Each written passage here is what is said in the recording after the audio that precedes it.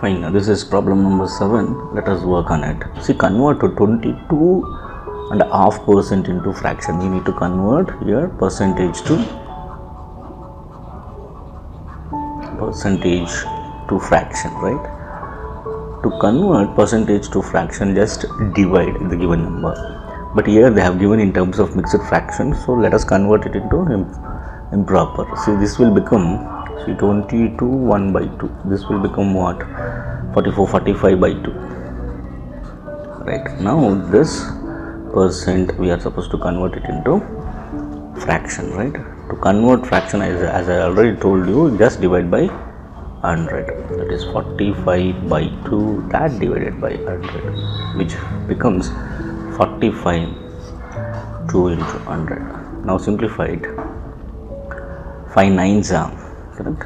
5 9s are 5 20s. This will become 9 2 into 20, that is 9 into 40.